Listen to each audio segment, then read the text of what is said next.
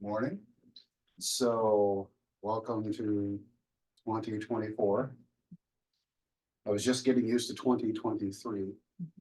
So I'm sure I'm going to write the date wrong for quite a while. So with the beginning of the new year, I thought I'd come back to the story that I revisit every few years because I see something different on it every time. So this is Siddhartha Gautama's Enlightenment. It's a common story.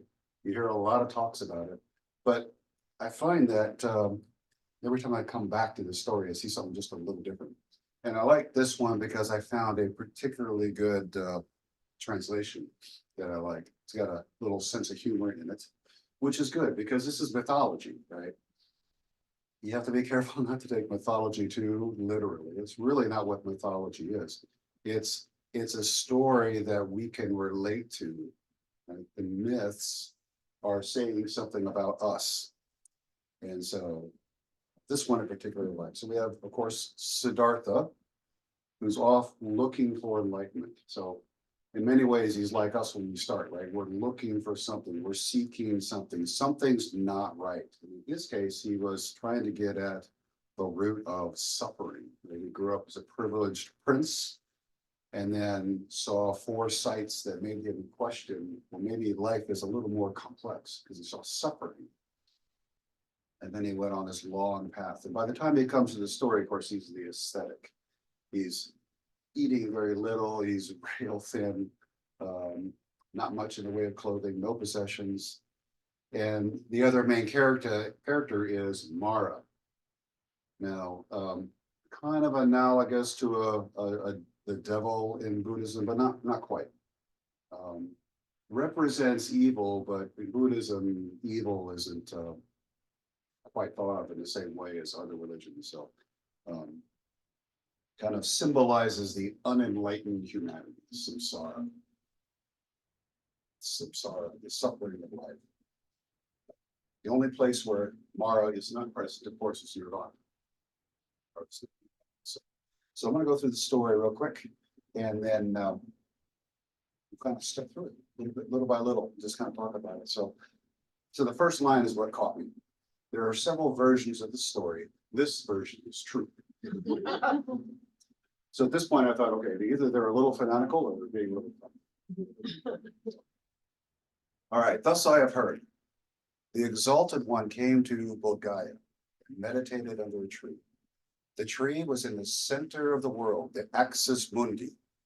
The spot was an immovable spot because the Buddha was about to enter the realm without fear or desire, a realm that transcends time and space, a realm where I, the ego, no longer exists.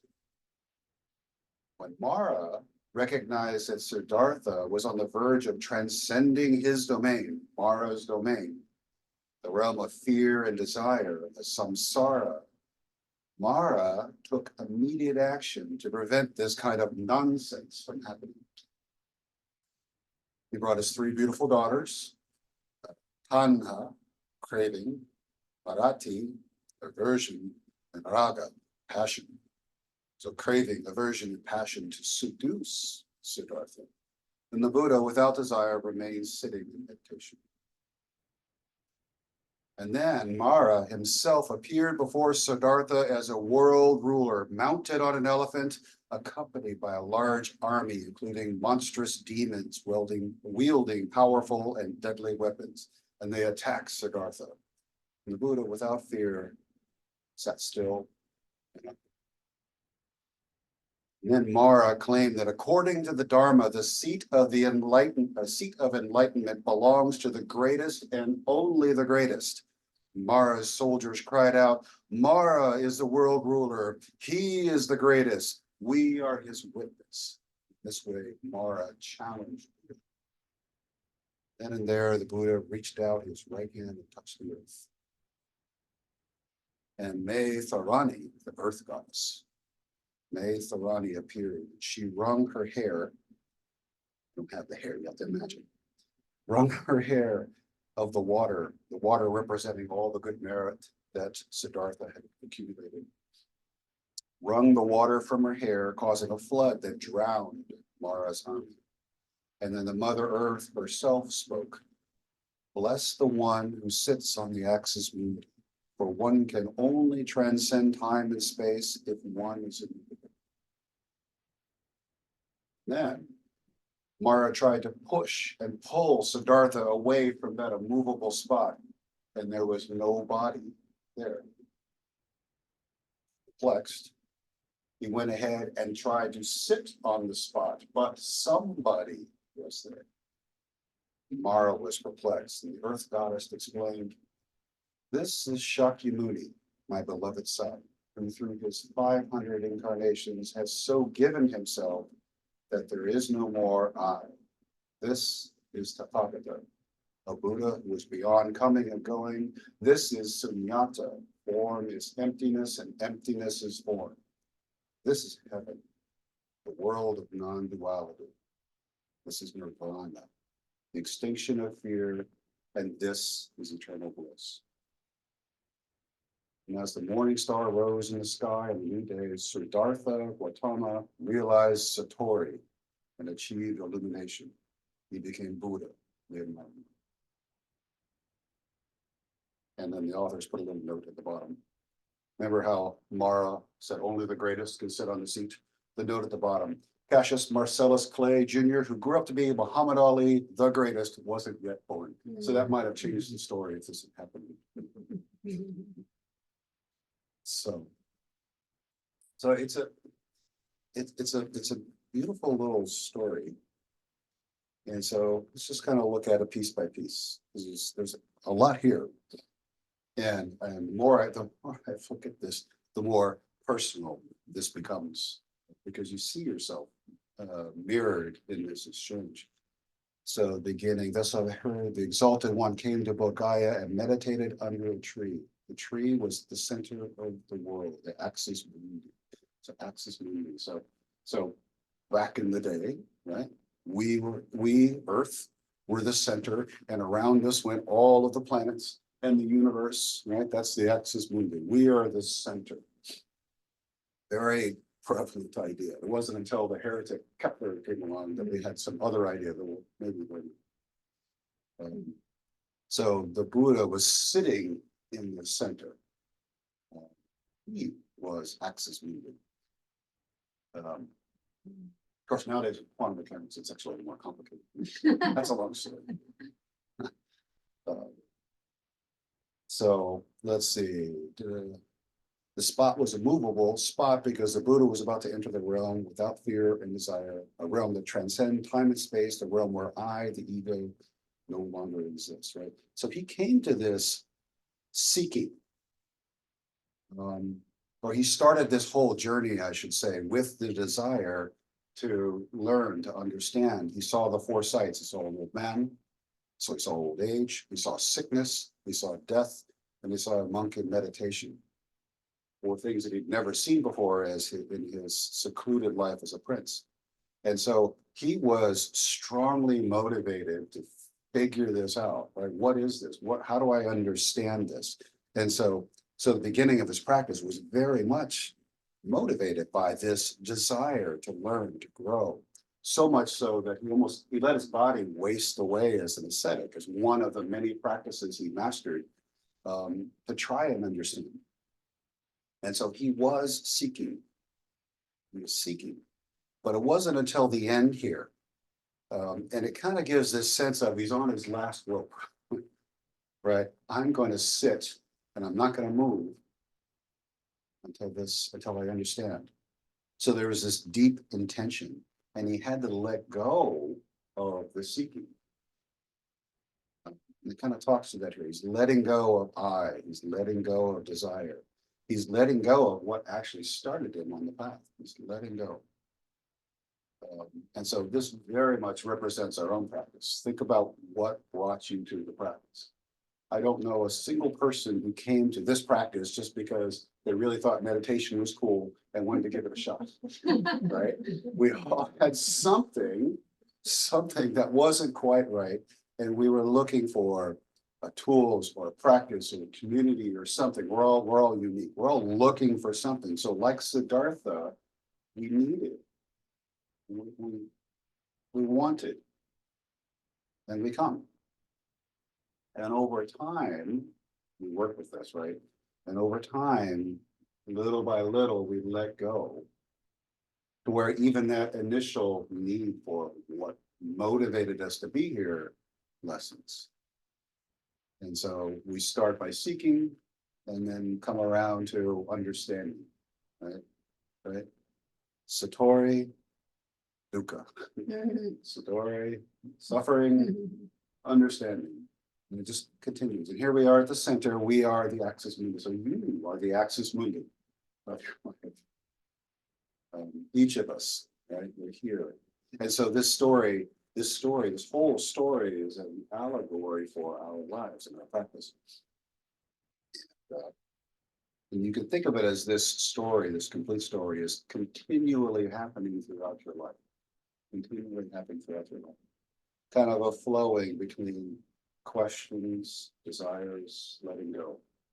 Right? Problems, those all come that way. And then learning to work with it, usually by letting go of our ego or our need for things to be a certain way. Letting go. So it's a wonderful analogy for us. Now, Mara comes in. When Mara recognized that Siddhartha was on the verge of transcending his domain, Mara's domain, right? Mara representing ego, right? Representing this samsara, this world of suffering. When he saw this, he sent his three beautiful daughters, craving, aversion, and passion. Of course, he sends daughters. This was written thousands of years ago, so of course it's the women that are tempting him. That's the way these old stories go.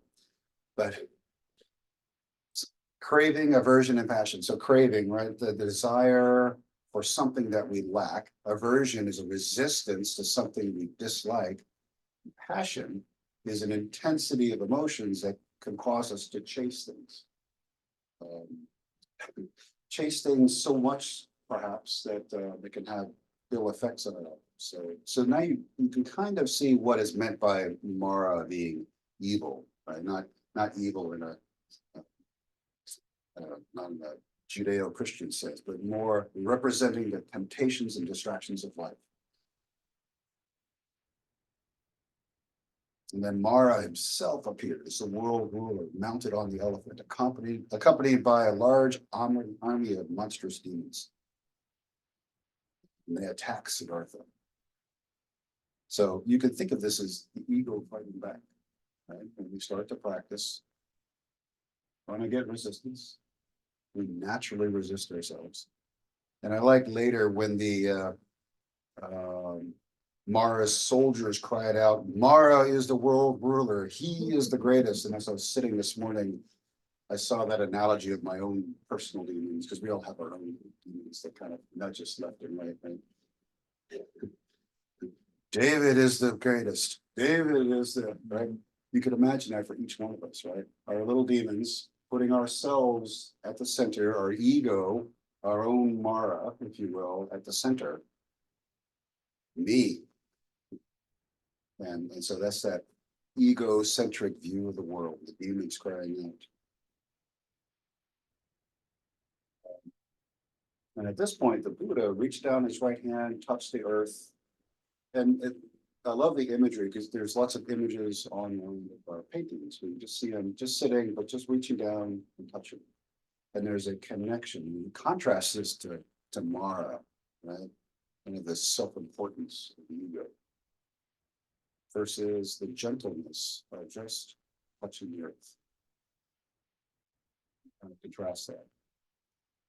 Actually reminded me when I go walking in the woods, something I love to do is just reach out and brush against the trees and the plants. Just touch and connect. And so there's this deeper tranquility, deeper connection, which you can kind of picture when the Buddha reaches down and just touches the earth. Mara tried to push Siddhartha away from the movable spot, but nobody was there. Nothing for the ego to push against. Practice, right? The ego wants to be the center. It's going to push. It's going to pull. But with practice, right, there's nothing for the push against. Letting go. This kind of brought to mind the flow of practice, just natural empathy, connection, flexibility, flow, all things that I think of when I think of letting go of letting go of ego. But then Mara tried to sit on the spot and somebody was there. So we let go, but we're still here. We're not going anywhere. We let go of this sense of me, my way. We'll slowly let go of that, but yet we are still here. And so it's not like we are pushing aside the ego. And you'll notice in this story that Mara is never banished, never punished. Right? Siddhartha is working with Mara. Much like us, right? The ego never goes away. It can't, it shouldn't.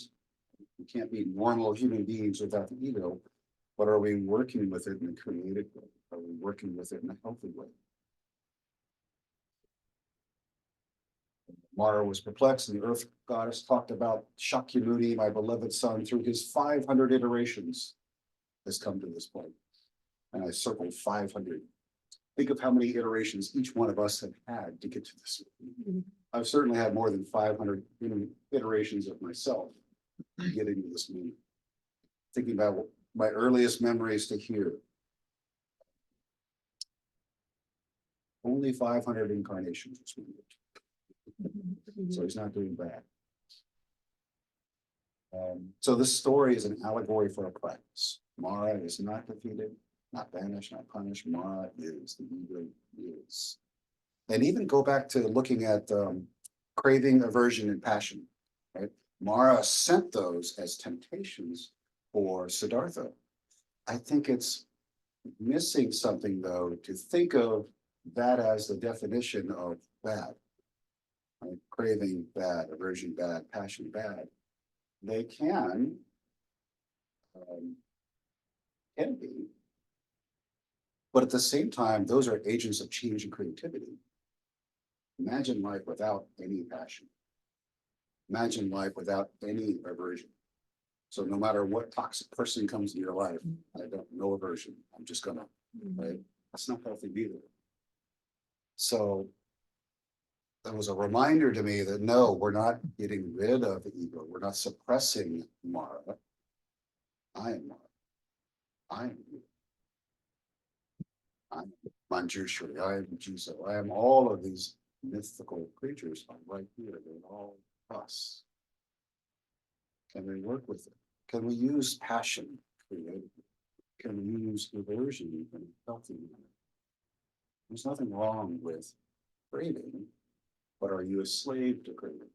We all want things. But are we a slave to it? Is it causing suffering? Is it an attachment that just can't let go of? So I love looking at this kind of holistically as us, constantly, right? Cycle of us, beginning and end, beginning and end, eternal.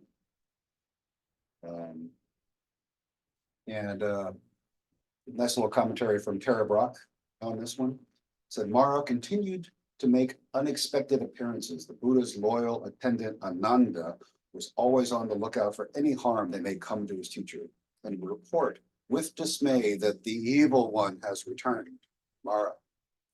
And instead of ignoring Mara or driving away, the Buddha would calmly acknowledge his presence, saying, I see you. I see you. I immediately thought of various points in my life where I've had stress, anxiety, or fear, or apprehension. That was Mara. Manifestation. That was what Mara had brought for me in those moments. Now a little more, not perfectly, but a little more, I see you. You can work with each of those. And the Buddha would invite Mara in for tea and serve him as an honored guest, offering Mara a cushion so that he could sit comfortably.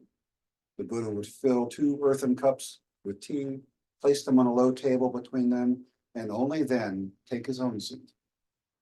Mara would stay for a while and then go, but throughout, Buddha remained free and undisturbed. Fear, the stress, the anxiety, they'll come and they'll stay a while, and then they'll go. This is the practice. The practice of I see you. I see this.